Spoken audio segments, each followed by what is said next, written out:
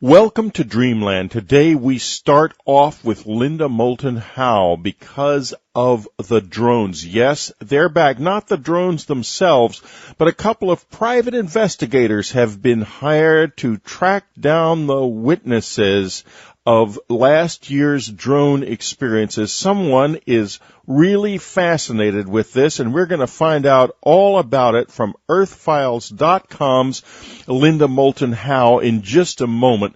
Marla Freese will be with us later talking to a remarkable man, Richard Bartlett, whose new book, Matrix Energetics, is about the science and art of transformation, and the emphasis is on the science. Is there a science of spirituality? Well, you'll find out later in a really fascinating interview from Marla Freese. And for our subscribers, I have a special interview with ace UFO reporter Leslie Kean. Leslie Kean, as you know, was with James Fox, instrumental in creating that remarkable press conference at the National Press Club last November, in which there were dozens of very credible UFO witnesses. It was carried by more media around the world than any UFO event in modern history. And she's going to be with us to tell the inside story to subscribers. But right now, we're going to Albuquerque, New Mexico, where Emmy Award winner Linda Moulton Howe of EarthFiles.com is waiting with a phenomenal news story on the drones. Thanks, Whitley. You know, it is ironic that in mid-March of 2008, a TV network such as Fox in New York City would finally do a report about the strange aerial dragonfly-shaped drones that started emerging a year ago in 2007 because a group in Europe has hired private investigators to track down actual eyewitnesses, and yet a station and network like Fox reports falsely that the drone photographs are fake. It's schizophrenic. They want to interview the private investigators who are taking it seriously enough to track down the eyewitnesses, but at the same time, the Fox network says all of the photographs were fake, which I completely disagree with. And while neither Fox nor any other large TV media paid any attention or did any investigation of their own last year when all of this material was emerging as a phenomenon, the first still images of the dragonfly-shaped drone in 2007 were dated May 5th from Lake Tahoe, and they were posted on the UFO Casebook website. Then a week later, on May 11th, 2007, Coast to Coast AM webmaster Lex received an email with several close-up images of an odd dragonfly-shaped aerial craft photographed in Bakersfield, California. The emailer called himself Chad and asked for anonymity to protect his family. His photographs were dated May 6, 2007, and in addition to the dragonfly-shaped body that had appendages sticking out from a large ring, there was another odd feature. Rising from the ring straight up into the air were slightly curved, thin wires that formed a tall circular crown above the dragonfly body. Lex and I talked about the photos, how much the Lake Tahoe and the Bakersfield photos resembled each other, and Lex put me in touch with Chad. Subsequently, I have interviewed personally 10 eyewitnesses to similar dragonfly-shaped aerial drones that go back as far as 1987 in a hangar at Barksdale Air Force Base, Louisiana. Let's review the timeline of eyewitness encounters with the strange dragonfly-shaped machines. This 1987 incident involved an eyewitness on a military air show tour who saw a dragonfly-shaped craft in a military hangar. I have talked at length by phone with this Barksdale Air Force Base engineer. He does not want to jeopardize his career, so he has asked for anonymity, But he wants the public to know what he saw 21 years ago on the Barksdale Air Force Base in a hangar. And I have his full name, address, and phone number. Then, in October 1995, north of Tucson, Arizona, a dragonfly-shaped drone came down within 20 feet of a hiker's head. He talked to me in June 2007, as all of these photos were emerging, about his encounter, how scared he was, and how he did not want the government coming down on his head. If it were a government project, no one was supposed to know anything about, and that's why he says he never reported it. But because I have been reporting eyewitnesses on the record with or without real names and locations, he agreed to talk with me anonymously because he wants to know what the dragonfly-shaped drones are. I have his full name, address, phone number, where he works, and his professional background. 10 years after the Arizona 1995 encounter, we move into Sequoia National Park, California in May of 2005. A retired California state mental health worker told me that she saw a dragonfly-shaped aerial craft with her father, who saw it also. Unfortunately, he is now deceased. She has asked me to call her Shirley P., but I have her full name, address, phone, and employment background. She became very upset when the Internet was abuzz with rumors that all the drone photographs were fake CGI and Photoshop creations. She knew that she had seen with her own eyes, and her dad had seen with his eyes, this strange aerial object that matched the chat images of May 6, 2007. And she saw this strange aerial machine while standing next to a Sequoia Park ranger who was giving her directions, and the ranger seemed to dismiss this strange aerial object as simply being some kind of a monitor for the park to look out for forest fires. Shirley saw the same drone a second time a bit later in the park when she stopped to get further directions from a road crew. As she said, this thing was flying around over a large area of the park. Unfortunately, she did not have a camera with her either time. The next year, in May 2006, in Birmingham, Alabama, a military subcontractor I am calling John Smith saw a dragonfly drone. As a subcontractor for the military, he cannot jeopardize his career, but he and I have corresponded by email, and I've talked to him on the phone. I have his full name, address, and phone number. He took a photograph in May 2006 in a residential section of Birmingham, Alabama, with a Canon digital camera. Mr. Smith was working near a construction site and heard a low buzzing sound like a transformer. When he looked up, he saw this aerial machine shaped like a dragonfly that he had never, ever seen before in his life, and it was close above the electrical power pole, and that's what he photographed. And all of these photographs that I'm referencing are at my news website, earthfiles.com.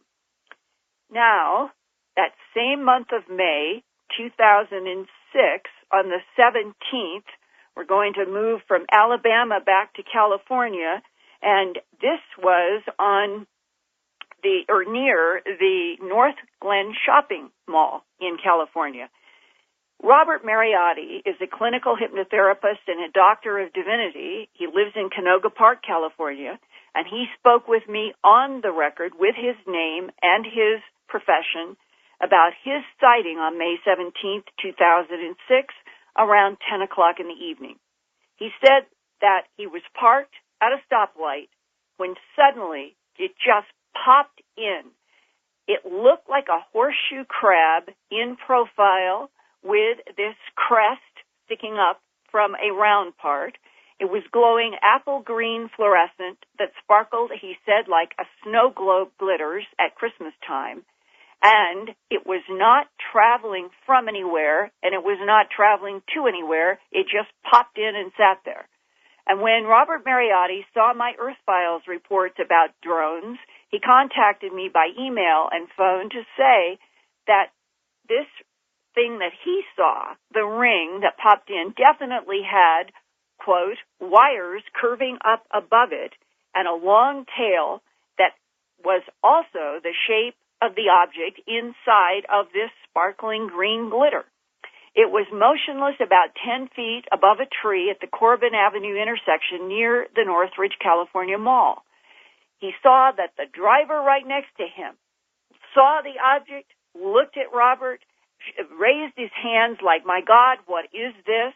And after several seconds, he said that this odd green object, fluorescing, seemed to move forward in a jerky motion about 5 feet and then disappeared by popping out just as it had popped into view.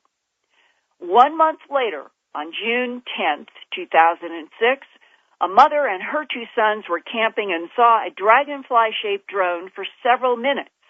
The boys aimed their flashlights on it, which caused the drone to stop midair without sound or moving.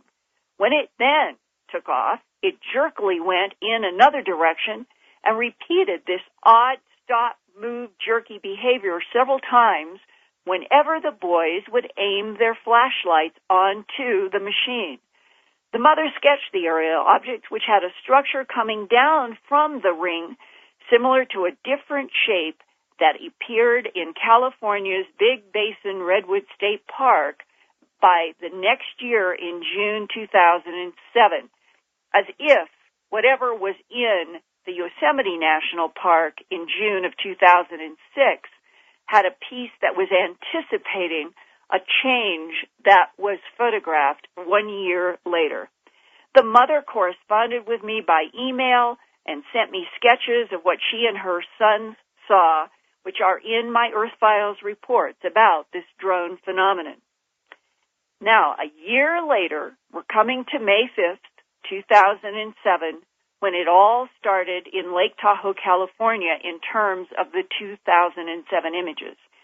A person identifying themselves only as MUFON submitter 7013 sent 2 photographs of a dragonfly-shaped drone to the UFOcasebook.com.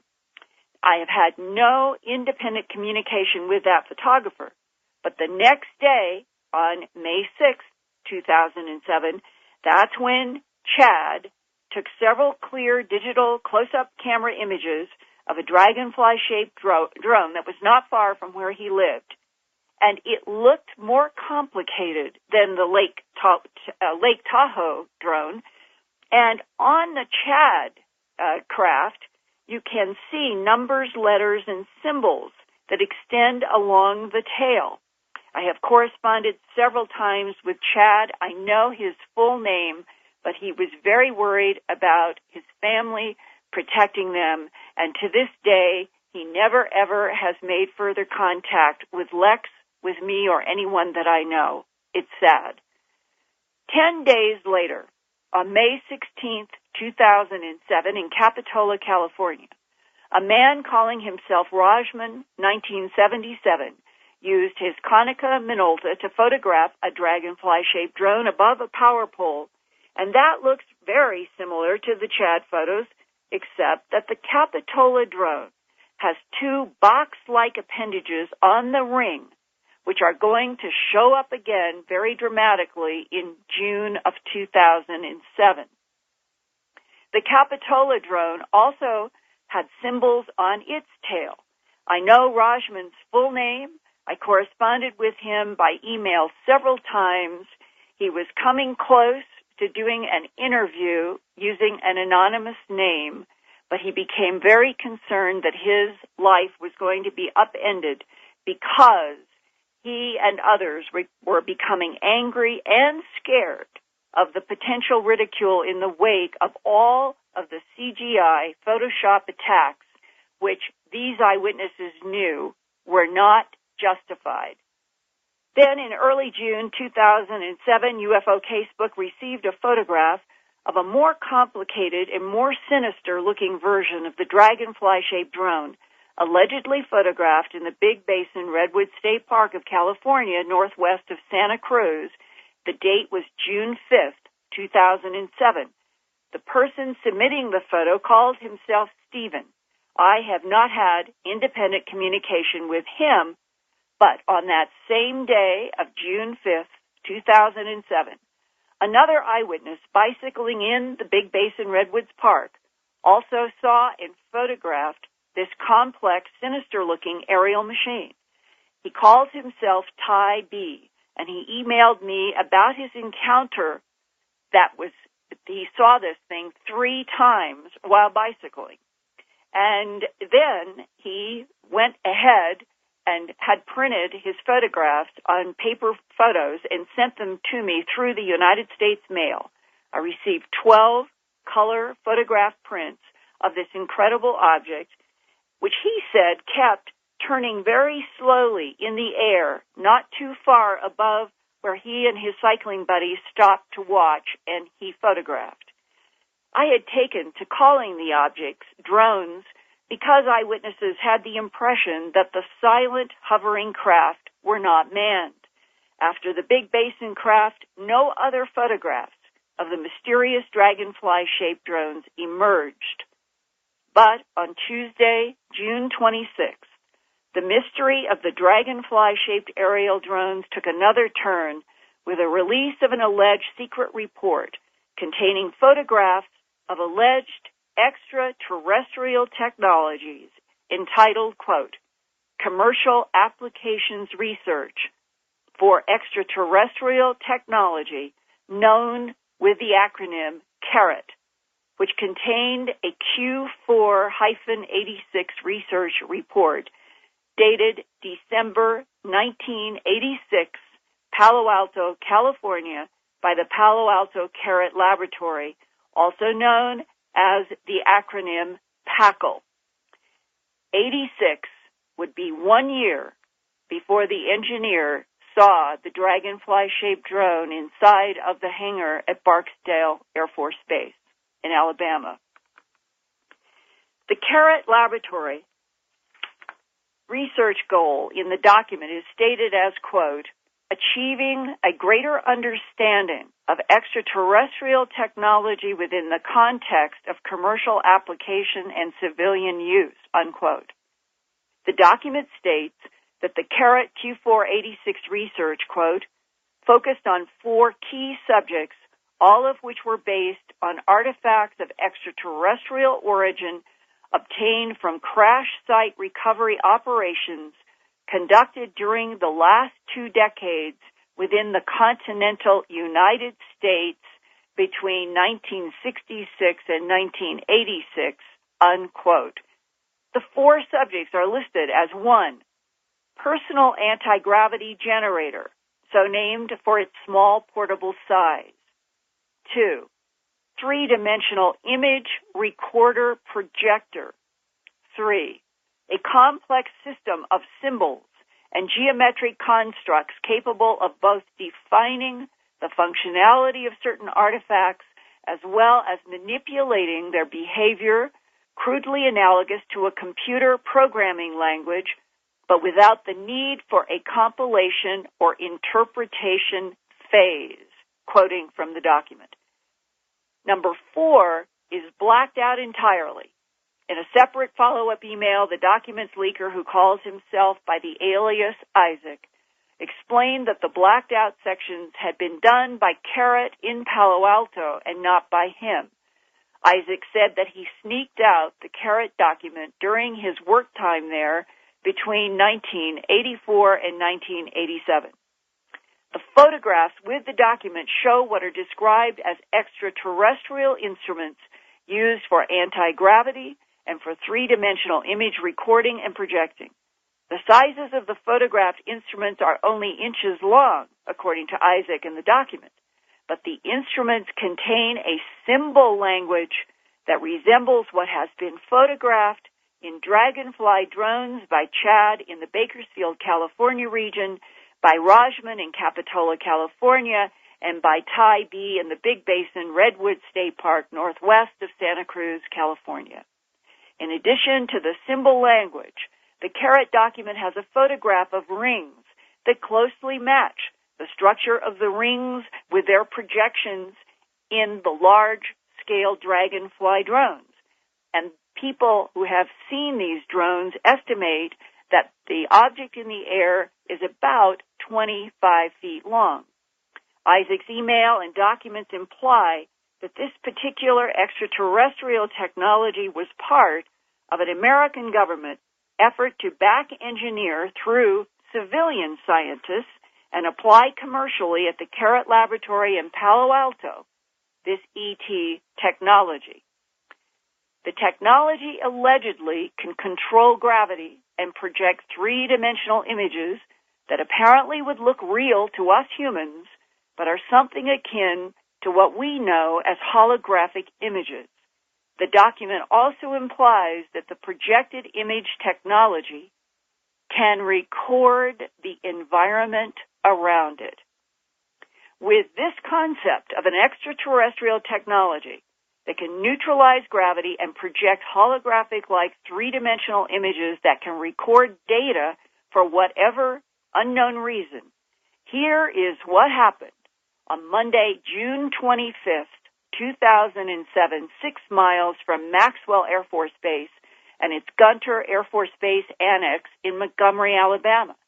The eyewitness is a longtime technical specialist in security, educated about infrared frequency technologies, and also is familiar with aviation. Because his work is highly sensitive, he has asked that I not use his actual name. Early Monday morning, June 25th, 2007, at 5:45 a.m., he was on duty in his security work that involves 32 infrared cameras mounted on high poles. Here now is a brief excerpt from an interview that I did with him after his encounter with an aerial dragonfly-shaped drone. The cameras I'm telling you about are mounted up high, okay, within 20, 30 feet. I was doing a regular check when I noticed beside a tree what looked like a ring. I could look up and I could see this thing, and it wasn't attached to the tree. It wasn't in the tree. It was to the side of the tree, and it had these long wires that stuck out of the top and then just sort of curved and went up and disappeared. Mm-hmm. Looked like they just sort of faded out. They didn't stop. They just faded out. And as I looked at it at an angle, and I could see it looked like a tail on a helicopter, shaped like fan blades, like a ceiling fan. And I thought, well, this is weird. I could see because of the light from the street lights. We have street lights in the area and a lot of, high mercury vapor light. I could see these patterns on the bottom of it that looked like blotches, but it looked like some type of hieroglyphics. And I sort of stood there and looked at it for a while. It did not move. It did not make any noise at all. When I saw it, I'm like, oh, my God, this thing was like staring at me. It just gave me the heebie-jeebies. So you had the feeling that this might actually be monitoring you specifically. Exactly. And doing that type of work myself, I know what it feels like, okay, to be surveilled because I have night vision equipment. I have all this other stuff. And that's what I do. And I felt like this thing was watching me, this gut feeling that this thing knew that I was there and it was watching me. And how far out is this from you? I would estimate somewhere around altitude-wise, maybe 40 to 60 foot and 30, 40 yards off in the distance. I could actually make out the symbols, especially on the paddle part that stuck out. This tail is connected to a ring? It is, right. The ring appeared to be probably the size of a 50-gallon drum in diameter. So the whole length of this particular object would be maybe how long, do you think?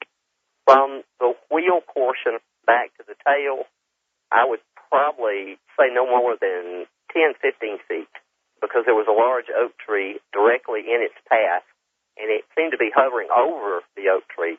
Now, as far as the distance between the top of the oak tree and the device, it's hard to tell because it was off at an angle, but it seemed like maybe 20, 30 feet at the max from the tree. Up in the air above it. Right. Now, Now, was this absolutely stationary, or was there any motion at all? I saw no motion whatsoever. And when it started to move, its movement was really, really slow. It moved to the west at a very slow rate, maybe 2 miles an hour, a mile an hour, something like that. The ring moved forward, the tail following. It also had, like, protruding antennas. They weren't very large, but the wires, there were quite a few wires sticking out of this thing from the top. Now, the one thing that this thing did, Linda, that was sort of odd to me, the first time it moved, it was like a double image. You were seeing a double exposure? Yeah, exactly. It was like it moved, and then you saw it one place, but you also saw it where it was before, like in two places at once almost. And that was the only time it did that, was just when it initially moved, and then after the movement started, I didn't see that anymore. And this Isaac information that has emerged on Tuesday, June 26th, describes this as extraterrestrial technology originally that has the ability to cloak so successfully that it can remain invisible unless there are jamming frequencies that interfere. And another huge part of the components related to this dragonfly, drone, whatever, is that it can project three-dimensional images. Are we seeing extraterrestrial technology at work? Well, see, my question is, how can this thing move without making noise? There was absolutely no noise at all. It just moved. Something in the air that doesn't make noise that moves is not right. And so close to you. Yeah, exactly. The image that was there where it originally was, and then the image where it had moved to. I was seeing two things, and then the other one sort of blended into it. It was like it sort of sucked it toward it. You're seeing what looks like a motion going forward 2 or 3 feet, and now there are two images of this ring. And how did it move from that point forward, and what happened to it? It moved at exactly the same altitude. It didn't go up, it didn't go down, but it slowly, at a couple, 3-4 miles an hour, moved to the west. And as it moved to the west, I followed it with my eyes, but there's so many trees where I'm at, it went in over a tree line and just disappeared. Once it got past the trees, I could not see it anymore.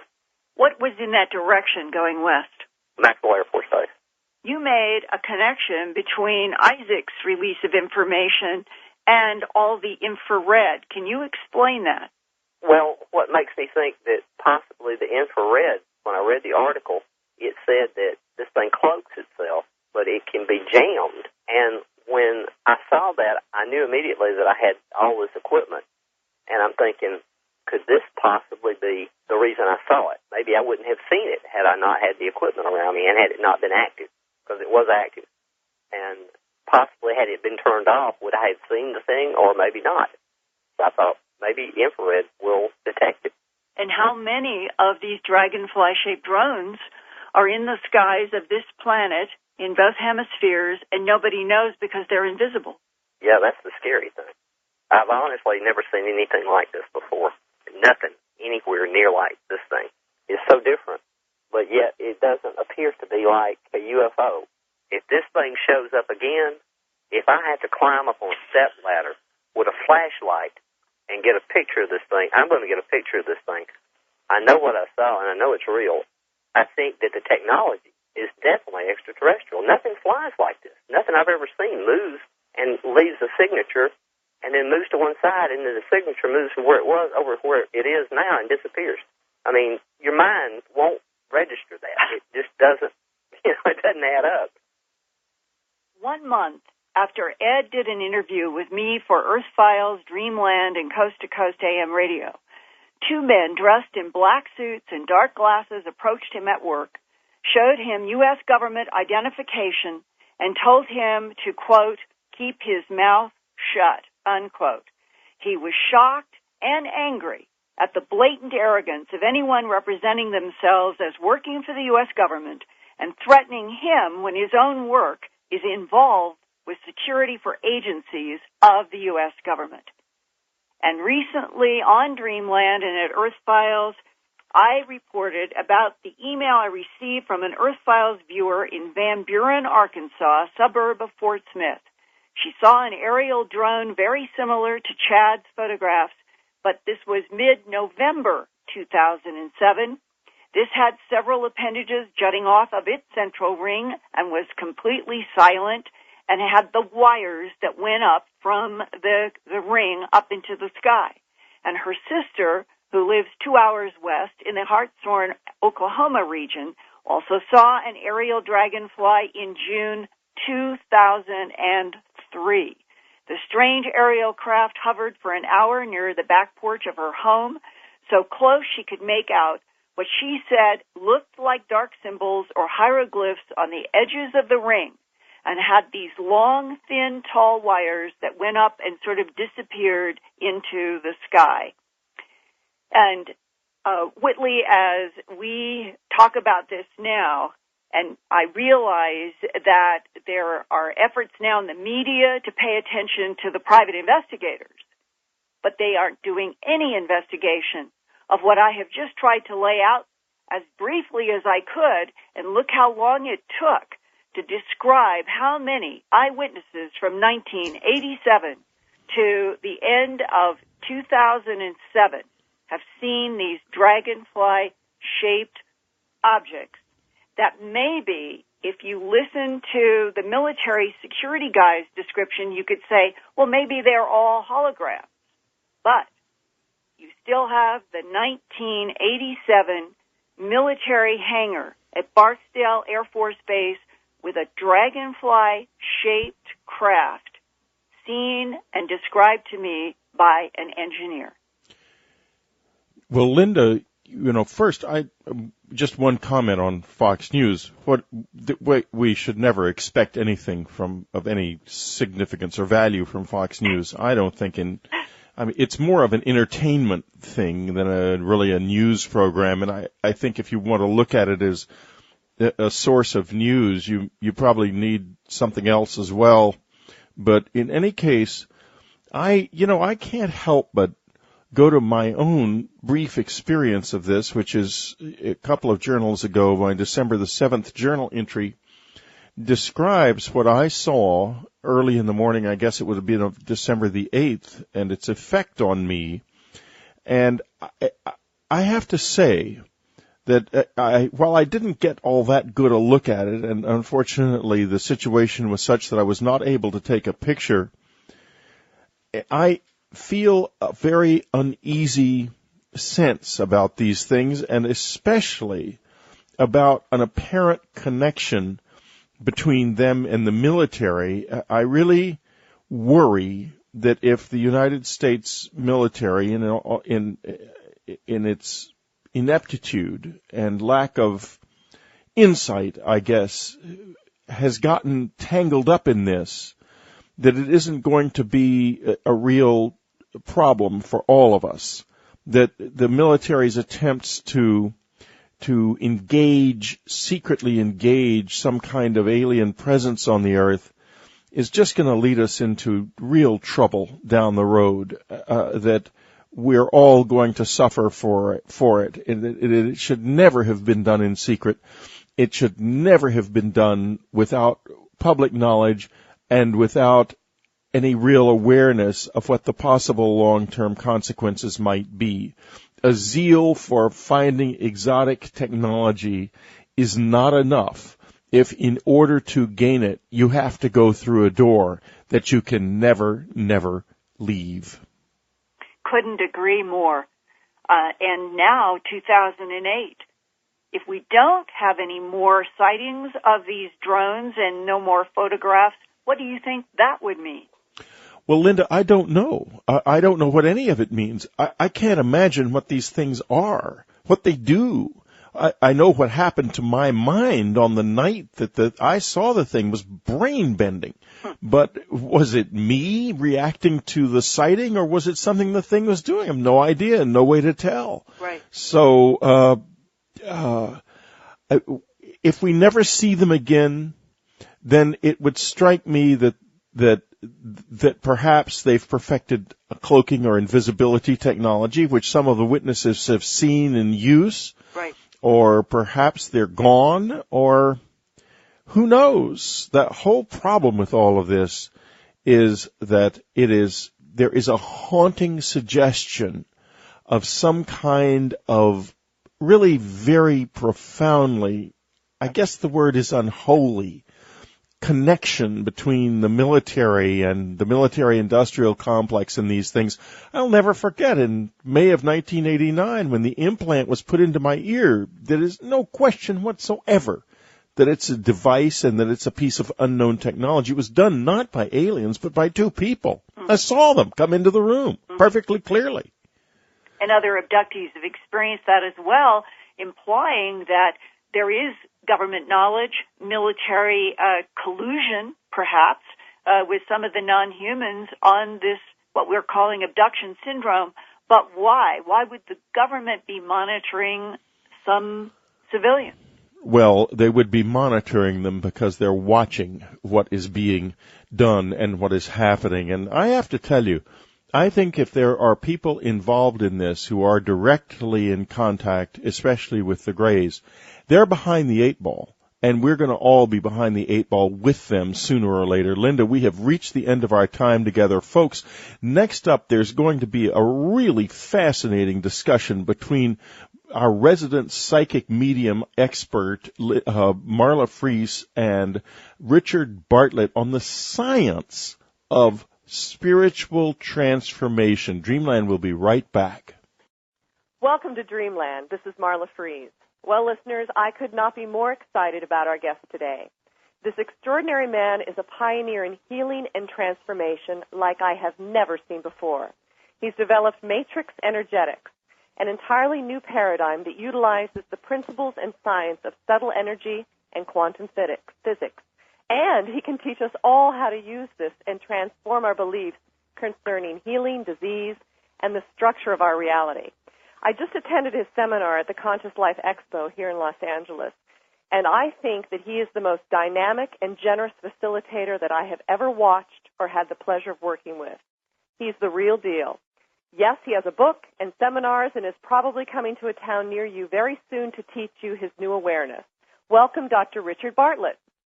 Thank you very much. What can I say after an introduction like that? I'm shy and abashed. Well, I mean every word of it. So tell us how this all transpired. How did you develop Matrix Energetics?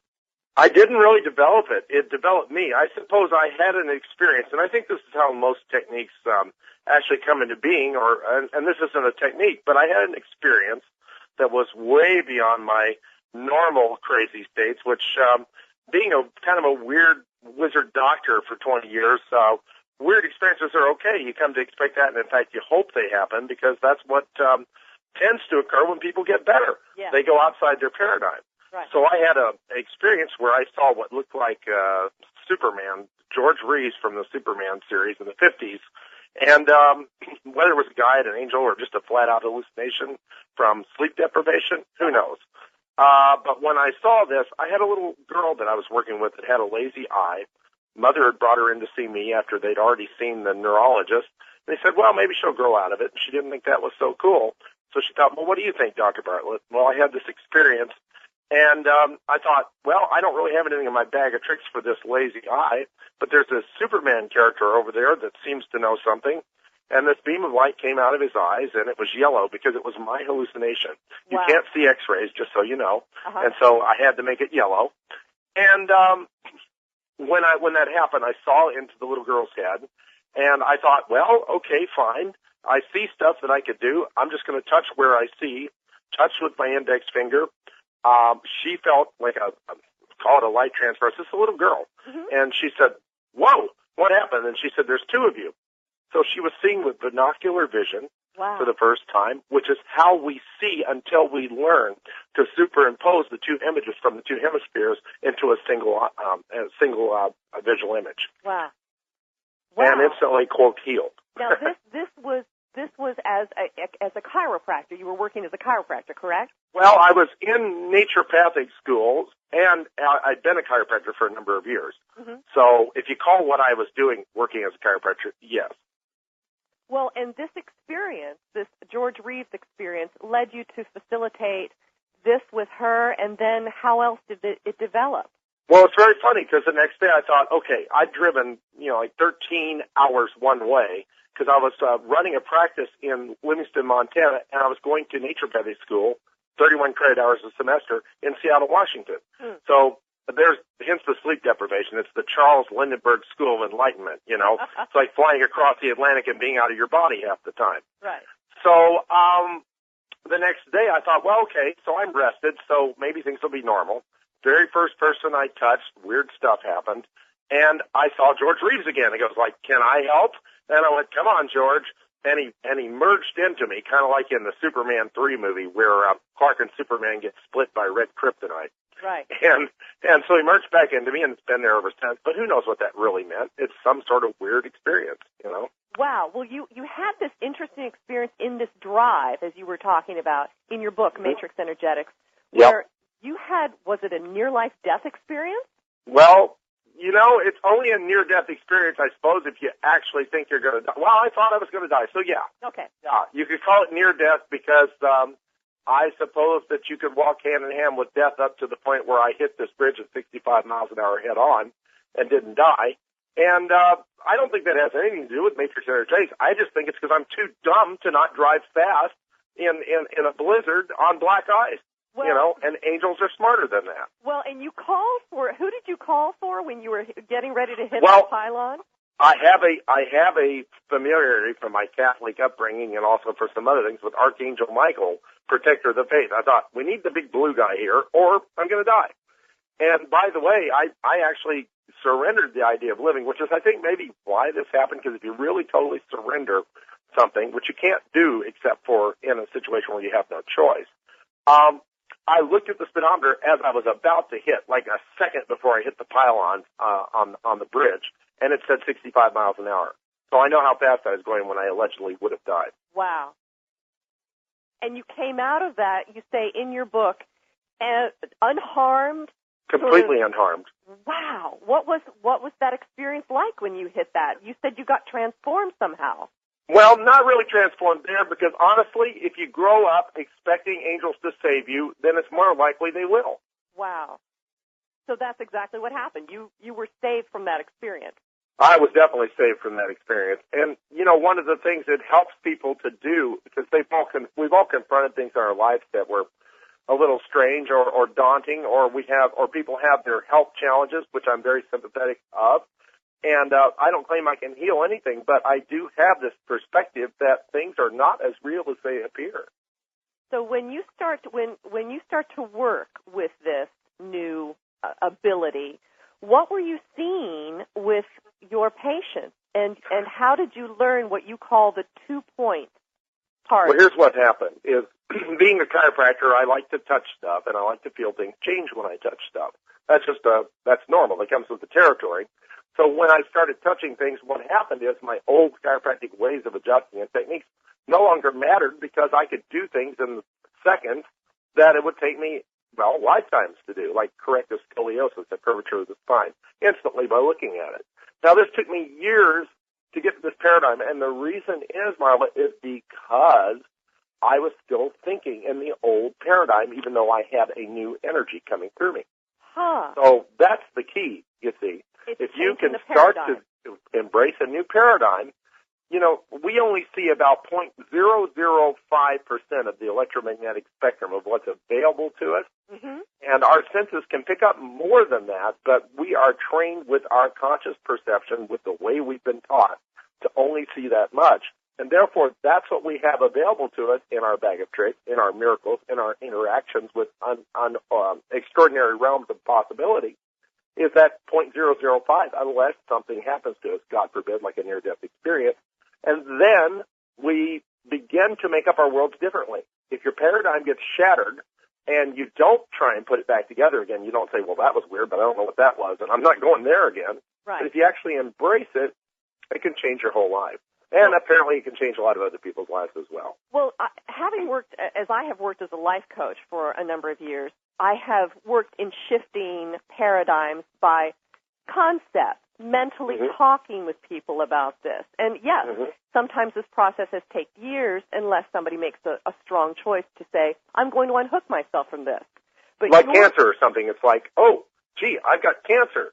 Okay, I think I better make some new choices.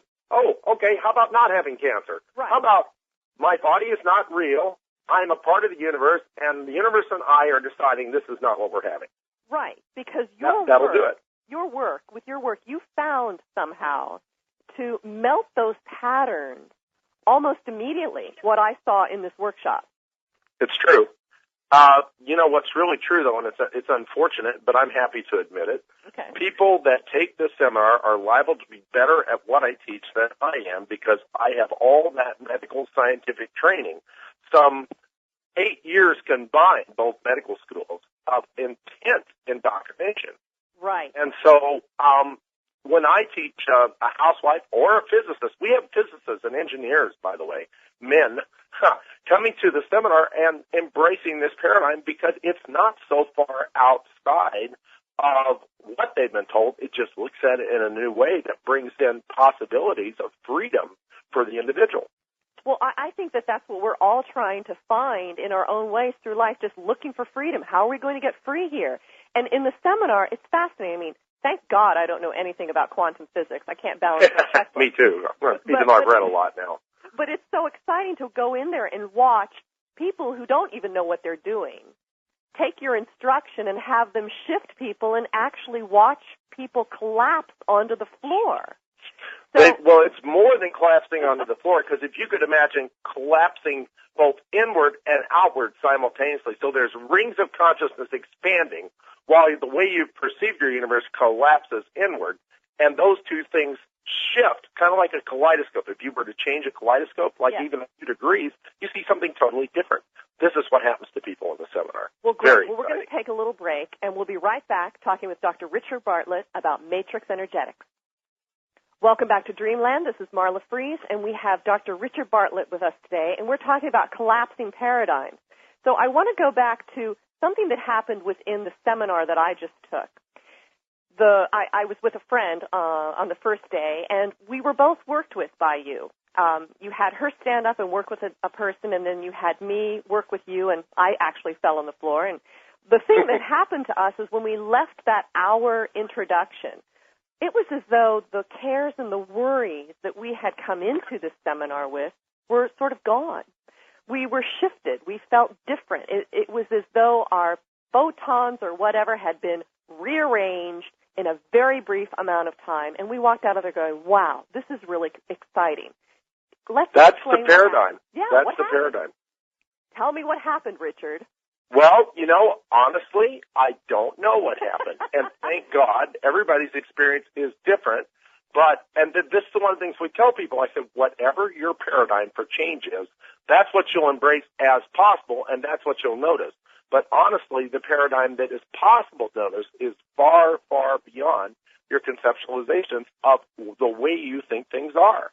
So if the way you think things are shifts just a little bit because you have an extraordinary experience that your conscious mind cannot wrap itself around, it is like turning that kaleidoscope. Just even a quarter of a degree is enough to have massive change. I mean, a quarter degree shift in the way you perceive can bring you into complete other realms and contact with other beings and possibilities. And we're talking about parallel universes. What are we talking about here? What is the possibility here? It's limitless. I have one doctor who just scares the bejesus out of me, but he's this little Mexican dude, very soft-spoken, and he'll look at somebody and he'll test the energy, as he says, and he'll say, you don't have a tumor. And they have like maybe a big abdominal tumor, right? You don't have a tumor. The tumor's in the fourth parallel universe. That's who has the tumor. So then he'll send that information into the fourth parallel universe. And again, realize we're probably making it up. Who knows what we're really doing? Right. But the point is, if you have a conceptualization like that and it works, who cares if you're accurate or not? It's a really good theoretical lie. And anyway, and then they'll go back to within MRI like the next day sometimes, and the tumor is gone. Now, And, of course, some people out there are worrying, well, what about that poor woman in the parallel universe, 4 universes away? What happens is that energy then is exactly out of phase with the one that, quote, has the tumor. And so both conditions get completely canceled out. Okay. At least that's the way we set it Okay, up. hold on a second here. I'm a little slow on this, okay? That's all right. It's a big concept. We're reaching into a parallel. If there's a tumor in someone here on this Earth plane, Right. and you are reaching into a parallel universe to contacting it. Just by being aware that they exist, you can contact them. Right. And does that tumor exist in that universe? Or it exists in that universe, and it appears like the reflection of it is in the physical body in this universe. Right, like in a this hologram. timeline. Like a hologram. Right. Okay. So if you phase conjugate that, in other words, if you turn it 180 degrees out of phase, it actually cancels it out like noise in the system. And what happens to that person, or a doppelganger in the other universe? What happens to That's them? what happens is if they're the one that has the actual energetic pattern of the tumor, that pattern gets reversed. So no one has the tumor now. And everybody wins. And it disappears. It disappears here on this Earth plane. Yeah. Wow. It just disappears. And it doesn't always happen. But isn't it a nice paradigm to believe in versus the one of this is physical reality and it never changes? In quantum physics, the act of observing something causes it to change. You cannot observe something at the quantum level without being part of that observation, without becoming entangled with it and changing it. Well, and that's what, basically in our world here, you can't change something you're not aware of. That's right. That's right. But the problem is what are we talking about when we say aware? Are we talking conscious aware or unconscious aware? Because unconscious awareness embraces, well, the scientists have lied. I say they've lied because how are they going to count 11 million bits of information per second and know that's what we're processing unconsciously? Right. It's a lie. But it's a good one. I like it. Might as well, if we're going to lie, we might as well say 11 billion bits of information per second because it's a better lie, And I think the universe appreciates a better lie because what we call the truth is not truth. It's not apparent. It's only the way we conceptualize things to be. The greatest scientists out there, the physicists, and like people like Carl Pribram, who says the body functions holographically, the nervous system is a holographic mechanism, and the universe. And then you have Bill Tiller, my friend, who says the universe is a hologram. Basically, when you look at a hologram and you change the angle and the frequency of what you're reflecting, it changes the object under consideration. Right. In other words, you can shift a whole universe of information just by barely shifting your perceptual field. It's just extraordinary. Well, it's one thing to see this work in person, but you have your book, Matrix Energetics, where there's numerous examples of what has happened to people, lots of testimonials, but boy, on your website, which is just amazing. You want to have some fun, just go to the message board. Now, you have to sign up on the message board to see all the information, but you can perform a search through the message board, and it'll blow your mind. It blows my mind. Well, when I want to stay in contact with what I'm teaching, which I'm constantly upgrading what I'm teaching, I'm being taught, right. And then I immediately, as soon as I'm taught something or given something, I will immediately step on stage and teach it. Right. Because you have to have that kind of trust. If you're going to trust in a process and it's working, you have to trust that it's under benign direction and it's going to keep working. Well, there's one footage of a woman who had bow legs, and right before our eyes, her legs straighten out. It's just staggering. It's pretty easy to do that stuff because it's not really there. It's just a perceptual field. We're looking at it, and we're only seeing some little tiny slice of what's possible. And again, if you're made of photons, let me break it down for you because I hate to do it because it's kind of boring. Well, but your body is not solid. Okay. It's made of atoms. Right. And atoms are not things. Atoms are conceptualization. Democritus in 400 AD came up with the description of the smallest thing, which he called atoms. Now, these atoms were conceptualized by Democritus a long time ago as looking like a solar system, and that's the model we've taught ever since, and it's not true. Wow. So if that's not true, the basic building blocks of matter do not exist in the way we think they do, then what is true? Well, that's a pretty tough question. Well, having been in the field as a seminar is in this morphic field, I want to hear about how your work is different from a faith healer or a professional hypnotist. Well, now, a professional hypnotist, probably my work's similar to a professional hypnotist because a professional hypnotist realizes that perception is all. And so when you say, well, you could, for instance, you can do something like you can hypnotize a person to look at their daughter right in front of them but not see the daughter because they've been told the daughter's invisible, and then hold something behind the daughter, like a set of keys or something like that, or a playing card, and that person who's hypnotized can describe seeing the playing card, what it is, very clearly, and not have any perception that their daughter is in front of them. Because it is the way our conscious mind constructs our reality that determines the angle and frequency that we access of that universal hologram. Wow. Well, when you're in a seminar, you're in a field. Could you explain to our listeners a little bit about how Rupert Sheldrake has influenced you? Well, Sheldrake is interesting because what Sheldrake has said, he looked at the 100 monkey effect, and I may get it wrong, but basically there's a certain set of islands and there was a certain breed of monkey that decided at some point that they liked the taste of their potatoes washed. Yes. So then they taught their family how to wash the potatoes. Then the family noticed that other families thought that was a good idea, and pretty soon everybody on this little island is washing their potatoes before they eat them. Right. Then what happened at some point, there was a mass accumulation of consciousness that changed the way reality was constructed, and now all the monkeys of that breed, all the way across all the islands, started washing their potatoes simultaneously. It became a mass transformation in an instant. And this is called the morphic field? This is called morphic resonance. Mm-hmm. Now, there's morphogenesis, which morphogenesis is changes over time in the biology of a particular species through adaptation. That's morphogenesis, and most scientists will agree morphogenesis exists.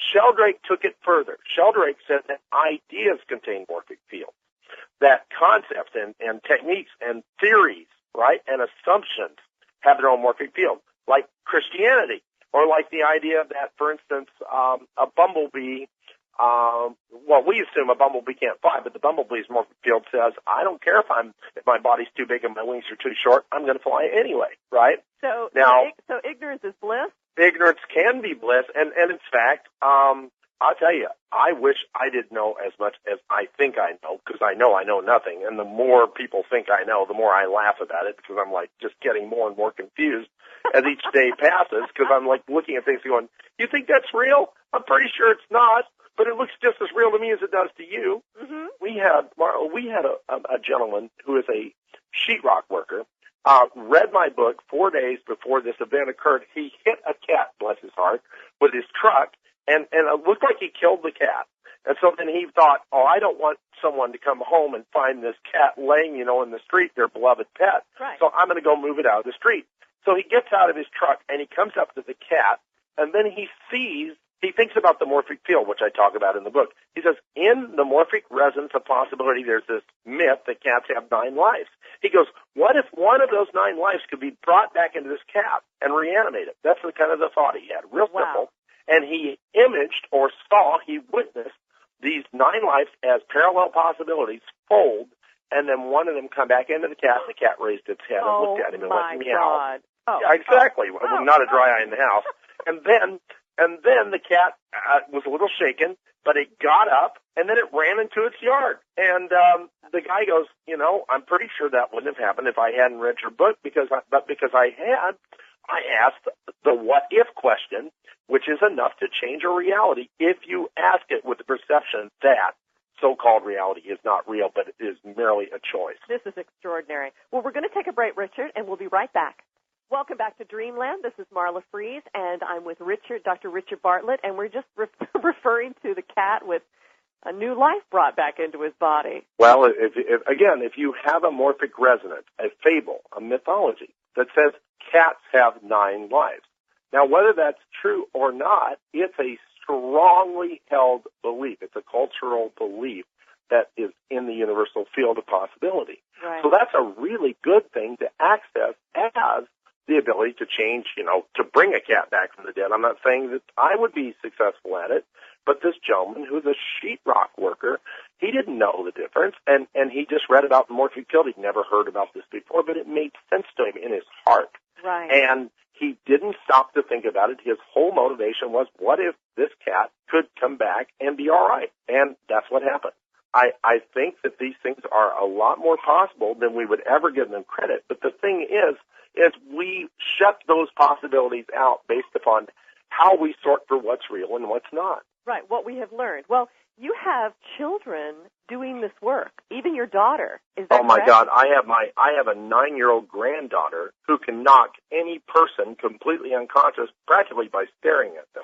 Well, She's a real scary individual. Well, let's actually, yeah, that is pretty scary. Well, let's talk about what happens when someone is knocked senseless or when the energy shifts or, as you say, the wave collapses. Can you please explain this? Well, if you can imagine that we think we're a physical body, and then we have these emotions, which are basically just neurochemical reactions, and then we have thought fields and so on. And if all of that is based upon the fact that what we are is information potentials that are carried in an electromagnetic field or resonance pattern of a hologram, and that when you change that angle of that perception, you change the access to that reality, it can change the actual physical experience that you're having. That sets you up pretty much for your software, which is your conscious mind's expectations of what's real and what's out there, to get scrambled. When the conscious mind's expectations get scrambled, sometimes, again, you can call that a near-death experience. But why? Why go through a near-death experience if you could merely just shift your perception, choose way ahead of time before you have to have anything that convinces you that this is not real, or at least there's other possibilities available? Well, if more people do that, the morphic field shifts where that becomes more and more possible. Well, what we saw and what we experienced hands-on with your work is, I'll take the example of having someone put a hand on a clavicle bone that seemed to be very tight. Mm-hmm. And then you instructed, actually it was my husband, to put his other hand on the gentleman's opposite left elbow and explain the two-point system that you create with this and what happens in the field. Well, what that does is it just allows you to make a measurement. So at the quantum level, there's something called Heisenberg's uncertainty principle. You cannot look at either an electron or a photon. You cannot measure its velocity and its position simultaneously. And this is why I think, because the conscious mind can only work, it works in series. So it can only store one consciousness event at a time. Now, it does it extremely quickly, like quicker than a second. Right. But the thing is, it's like a shutter. You take one picture, then you take the next one, the next one, the next one. So if you're trying to measure a velocity of something at the quantum level and measure its mass or measure its position, you can't do it because only the one is possible at a given time. So at that level, then, the active measuring changes what you're measuring. And consciousness, which is key in this, in quantum physics, there's many quantum mechanics physicists that say, well, it's all just very linear and it's just all predictable and it's all based upon the math of very small things, right, moving very fast. But then there's some of the other consciousness physicists. They say consciousness, the human consciousness, is the X factor, or what David Bohm called a hidden variable that is within the physics itself. It's been folded with the nature of reality, and it is our consciousness that creates what we see. Therefore, at the level of the photon, we're merely observing potentialities or possibilities rather than the actual experience. So when you measure something and you realize you're measuring photons, that act collapses the wave function, this is the physics term for it, from something that's a set of all possibilities into a new experience or a new experienced actuality. So that is why the clavicle becomes soft after collapsing the wave between the two. The reason it becomes soft is it's never there in the first place. The clavicle doesn't exist. It's a mass consciousness delusion that's held within the field of the way we perceive our reality. Richard, what are you referring to when you say perceive our reality? You know, shamans have been taught to look into the realm of what we call our physical three-dimensional or four-dimensional world and perceive through other eyes, which we call skimming or streaming through consciousness possibilities, to see other realities overlaying or underlying this so-called physically accepted realm. We are all shamans in the sense that we are all able to access unconscious information at one time or another.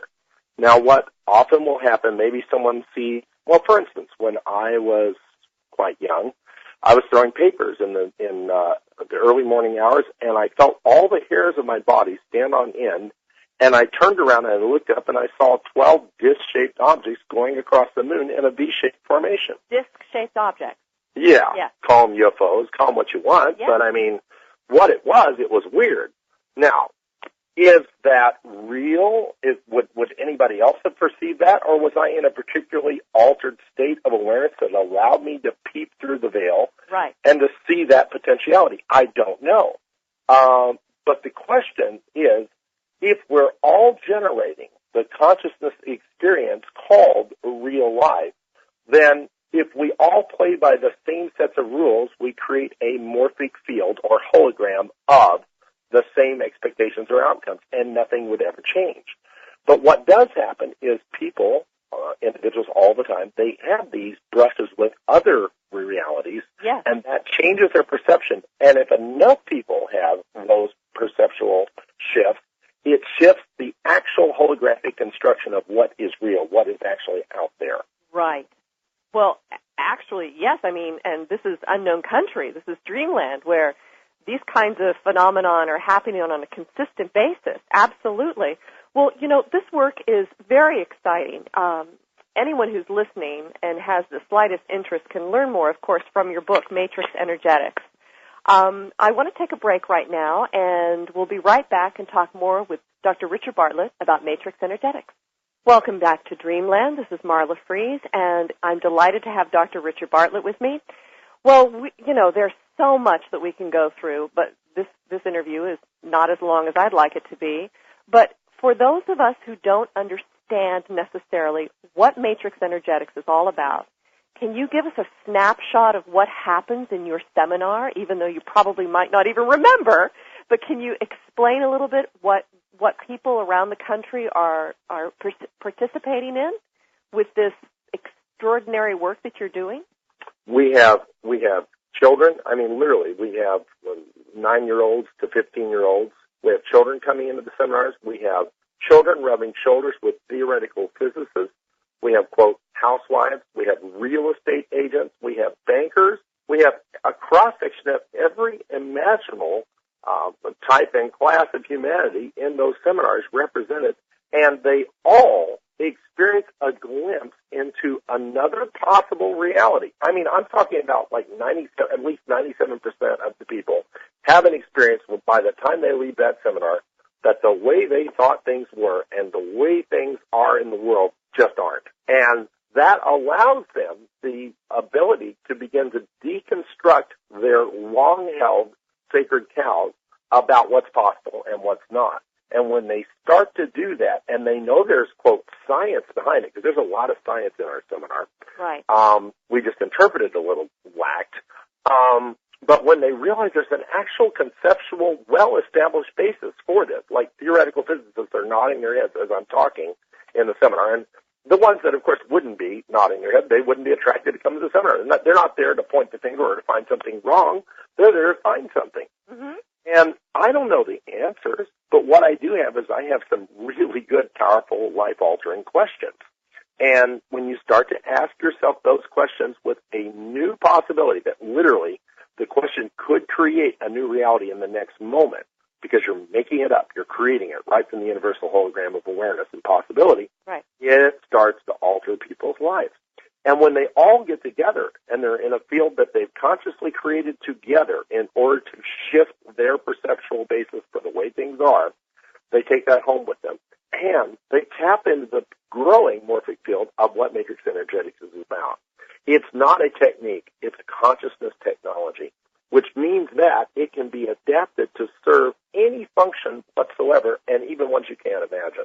Well, so it works with finances. It works with people's emotions. It works with their relationships. It works with their cars. We have a lady an older woman who attended in Orlando, and she two-pointed the state of her fax not working, had been broken for 2 years, and two-pointed to where it was working. And instantly the fax started working. Can you explain a little bit what two-pointing is? Two-pointing is just a way of measuring an outcome. In order for the conscious mind to get on board and play the game of the reality-shifting game, it has to have some convincing way of measuring that a change actually occurred. There should be an observable outcome in real time, in real space, where it is apparent to all that something has occurred. By doing this and then consistently doing it, what happens is you build a new set of references for how reality may be constructed. You're less sure that it's all so solid and physical. And then by measuring, like say the person measuring the difference between the cat being dead or the cat being alive. Right. It's the classic physics experiment, the mean experiment, right? Mm-hmm. Where you take the kitten, you put it in the box, you then pump cyanide into the box, but then until you look at the cat, is it dead or is it alive or is it both, right? Mm-hmm. It's somewhere in between. Schrodinger's cat, it's called. And this gentleman, the sheet worker, he actually played out Schrodinger's cat experiment in real life. I mean, because he looked at it differently. I'm pretty sure the cat was alive instead of dead. And you can learn to look at, like frozen shoulders, tumors, life circumstances, finances. You can learn to measure them differently, knowing that they are constructed of light and information. They are electromagnetic patterns that create basically grids of information that are only as real as the consciousness that enfolds them. So your seminars are showing this as well as teaching it. And there are people all over the country who are becoming facilitators in this work, correct? All over the place. In fact, my son, bless his heart, who I have my 27-year-old daughter and my 25-year-old son with me in all the seminars. My son runs the sound and also helps facilitate the seminars, and my daughter teaches on stage with me. My daughter went from being a meth addict for 16 years to a seminar teacher Did you say practically overnight. You said a meth addict? A meth addict. To being a teacher in this work? Yep, a shining example of what's possible. She didn't do it by detoxing. She didn't do it by believing that meth was addictive. She didn't do it by accepting any of the so-called prescribed medical realities for how things are. She merely shifted her state to the point where she accessed a different reality.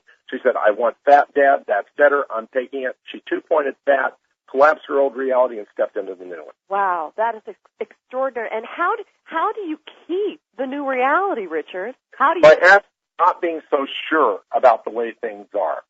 It's like what you do is you learn to measure what's different, not what's the same. Mm-hmm. The way we're taught in society, we're taught to compare one thing to another and to make sense of it because in this reality, this makes sense because we've had this experience. Now, this is very useful because you want a door to always be a door. Mm-hmm. If you see a green door, you want to know the difference. That you want to know a green door, a pink door, a round door are still all doors. So we have this kind of virtual math in our head that says this equals that because of our experience. When you start to shift that little equation, this equals that, so that it comes out, this may equal that, or it may not, or it may lead to something completely new, that's where the possibilities actually shift from, well, it might happen, it happened once, to the weighted probability it will continue to occur. Well, apparently it's happening all over the place for you because your website is just, amazing to take a look at. And you're doing seminars all over the country. How busy are you? Oh, my. I just taught a 5-day seminar, which was sold out in Baltimore, Maryland. Right. I'm on the radio with you now. Right. Tomorrow morning, I fly out to Honolulu, and I'm teaching just a couple of hours segment in Honolulu. Then I fly back. I have 3 days off, and I'm in Vancouver for a sold-out seminar. Well, it's all over your web, your schedule, how busy you are. You're coming back to Los Angeles in June. Dr. Bartlett, this is, for those listeners who are a bit confused or at least interested, the book Matrix Energetics can be found where? You can get it, and hopefully you can get it in Barnes & Noble or any of these major bookstores. And if you can't get it there, you can definitely go to Amazon, and they have it. You can click Buy It Now, and you'll own it. And the website is? MatrixEnergetics.com. Well, this is, it was amazing to watch what happened to me, my own personal experience.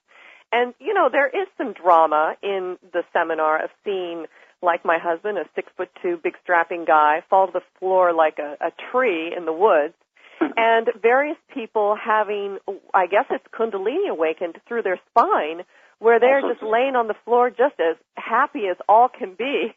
Or maybe it's dolphins possessing them. Dolphins are good. Well, on a parting note, I just want to say, this is something that any of us who are interested in healing or transformation or trying to... Trance. Or what? Or trance. Or trance, or France, for that matter. That's right. Just should, any of us that are interested in this need to take a look at what Matrix Energetics is doing. And, I've had people that are drugged to the seminar, like by their spouse or something, and wind up laughing so hard, because we have a lot of fun. Laughing so hard, they say, this is the best weekend I remember in my entire life. And I hear that all the time. Yeah, I drugged my husband there for that similar reason. And I do need to bring up an interesting point. Something was going on. I learned my lesson about not bringing something to eat, but after the first 2 hours in the 4-hour seminar that we did, I was so hypoglycemic, I ran out and got a can of Pringles, and I think ate about 4 Slim Jims. What is happening to us in the field of that seminar that is shifting us so much that... I don't think you were hypoglycemic. I think that you were... See, most of us, the way we make up our reality, we're inside our heads, or at least inside our so-called physical body. As you start to experience what I'm talking about, your perceptual field shifts outside of your body. When it does, you can actually track in 360-degree radius around you, and you can track anywhere in the room, so that you've realized that your consciousness is not bound by your physical experience, that you are waves of light and information and potential. And when that happens, it can be very disorienting to the way the conscious mind has held things together and held you in your body and kept you safe from internal and external realities that do not match your perceived experience. That's what conscious mind does. It's a threshold it protects. So you can feel really weird. I mean, we had people that were spinning. We literally taught them this last weekend to spin their realities 360 degrees bidirectionally, in other words, at the same time. And when they started doing that, I had to leave the seminar. I mean, it was lunchtime anyway, but I had to leave because I almost threw up physically from all the people spinning their reality. And if you could look clairvoyantly or imagine what was going on in that room, it looked like some sort of freaking bizarre Philadelphia experiment on LSD. So you're saying that my eating Slim Jims needed to bring me back into my reality? Basically, yeah. Well, Dr. Bartlett, thank you so much for your time. This is all very exciting. MatrixEnergetics.com, the seminars, the book. I just think that you're an international treasure. Thank you for sharing with all of us the gift that you have been given. Thank you so very much. This is Marla Fries for a station and network like Fox reports falsely that the drone photographs are fake. It's schizophrenic. They want to interview the private investigators who are taking it seriously enough to track down the eyewitnesses, but at the same time, the Fox network says all of the photographs were fake, which I completely disagree with. And while neither Fox nor any other large TV media paid any attention or did any investigation of their own last year when all of this material was emerging as a phenomenon. The first still images of the dragonfly-shaped drone in 2007 were dated May 5th from Lake Tahoe, and they were posted on the UFO Casebook website. Then a week later, on May 11th, 2007, Coast to Coast AM webmaster Lex received an email with several close-up images of an odd dragonfly-shaped aerial craft photographed in Bakersfield, California. The emailer called himself Chad and asked for anonymity to protect his family. His photographs were dated May 6, 2007, and in addition to the dragonfly-shaped body that had appendages sticking out from a large ring, there was another odd feature.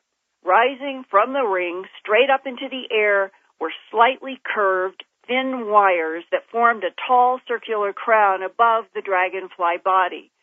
Lex and I talked about the photos, how much the Lake Tahoe and the Bakersfield photos resembled each other, and Lex put me in touch with Chad. Subsequently, I have interviewed personally 10 eyewitnesses to similar dragonfly-shaped aerial drones that go back as far as 1987 in a hangar at Barksdale Air Force Base, Louisiana. Let's review the timeline of eyewitness encounters with the strange dragonfly-shaped machines. This 1987 incident, with his name and his profession, about his sighting on May 17th, 2006, around 10 o'clock in the evening. He said that he was parked at a stoplight when suddenly it just popped in. It looked like a horseshoe crab in profile with this crest sticking up from a round part. It was glowing apple green fluorescent that sparkled, he said, like a snow globe glitters at Christmas time. And it was not traveling from anywhere, and it was not traveling to anywhere. It just popped in and sat there. And when Robert Mariotti saw my Earth Files reports about drones, he contacted me by email and phone to say that this thing that he saw, the ring that popped in, definitely had, quote, wires curving up above it and a long tail that was also the shape of the object inside of this sparkling green glitter. It was motionless about 10 feet above a tree at the Corbin Avenue intersection near the Northridge, California Mall. He saw that the driver right next to him saw the object, looked at Robert, raised his hands like, my God, what is this?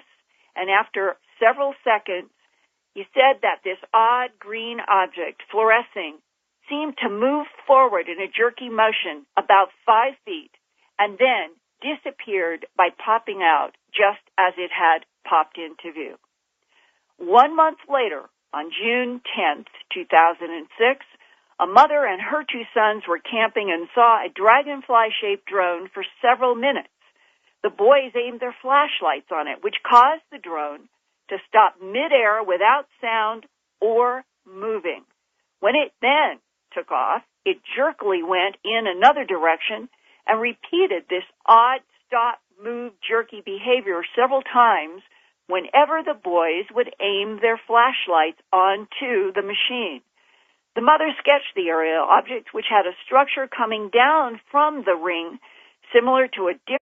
Welcome to Dreamland. Today we start off with Linda Moulton Howe because of the drones. Yes, they're back. Not the drones themselves, but a couple of private investigators have been hired to track down the witnesses of last year's drone experiences. Someone is really fascinated with this, and we're going to find out all about it from EarthFiles.com's Linda Moulton Howe in just a moment. Marla Fries will be with us later talking to a remarkable man, Richard Bartlett, whose new book, Matrix Energetics, is about the science and art of transformation, and the emphasis is on the science. Is there a science of spirituality? Well, you'll find out later in a really fascinating interview from Marla Fries. And for our subscribers, I have a special interview with ace UFO reporter Leslie Kean.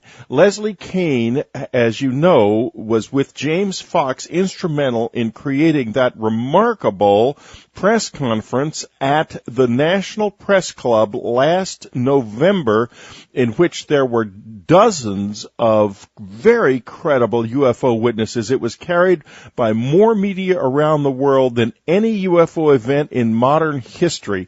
And she's going to be with us to tell the inside story to subscribers. But right now, we're going to Albuquerque, New Mexico, where Emmy Award winner Linda Moulton Howe of EarthFiles.com is waiting with a phenomenal news story on the drones.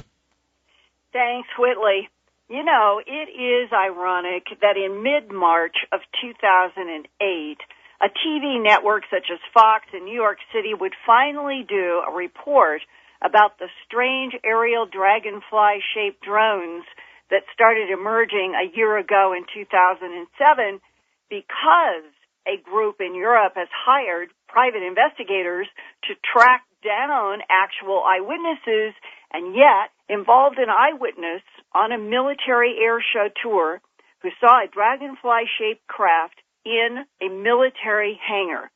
I have talked at length by phone with this Barksdale Air Force Base engineer. He does not want to jeopardize his career, so he has asked for anonymity, but he wants the public to know what he saw 21 years ago on the Barksdale Air Force Base in a hangar. And I have his full name, address, and phone number. Then, in October 1995, north of Tucson, Arizona, a dragonfly-shaped drone came down within 20 feet of a hiker's head. He talked to me in June 2007, as all of these photos were emerging, about his encounter, how scared he was, and how he did not want the government coming down on his head. If it were a government project, no one was supposed to know anything about, and that's why he says he never reported it. But because I have been reporting eyewitnesses on the record with or without real names and locations, he agreed to talk with me anonymously because he wants to know what the dragonfly-shaped drones are. I have his full name, address, phone number, where he works, and his professional background. 10 years after the Arizona 1995 encounter, we move into Sequoia National Park, California in May of 2005. A retired California state mental health worker told me that she saw a dragonfly-shaped aerial craft with her father, who saw it also. Unfortunately, he is now deceased. She has asked me to call her Shirley P., but I have her full name, address, phone, and employment background. She became very upset when the Internet was abuzz with rumors that all the drone photographs were fake CGI and Photoshop creations. She knew that she had seen with her own eyes, and her dad had seen with his eyes, this strange aerial object that matched the chat images of May 6, 2007. And she saw this strange aerial machine while standing next to a Sequoia Park ranger who was giving her directions, and the ranger seemed to dismiss this strange aerial object as simply being some kind of a monitor for the park to look out for forest fires.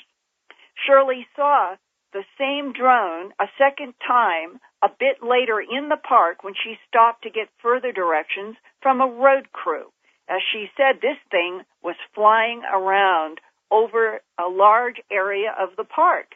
Unfortunately, she did not have a camera with her either time. The next year, in May 2006, in Birmingham, Alabama, a military subcontractor I am calling John Smith saw a dragonfly drone. As a subcontractor for the military, he cannot jeopardize his career, but he and I have corresponded by email, and I've talked to him on the phone. I have his full name, address, and phone number. He took a photograph in May 2006 in a residential section of Birmingham, Alabama, with a Canon digital camera. Mr. Smith was working near a construction site and heard a low buzzing sound like a transformer. When he looked up, he saw this aerial machine shaped like a dragonfly that he had never, ever seen before in his life, and it was close above the electrical power pole, and that's what he photographed. And all of these photographs that I'm referencing are at my news website, earthfiles.com. Now, that same month of May 2006, on the 17th, we're going to move from Alabama back to California, and this was on near the North Glen Shopping Mall in California. Robert Mariotti is a clinical hypnotherapist and a doctor of divinity. He lives in Canoga Park, California, and he spoke with me on the record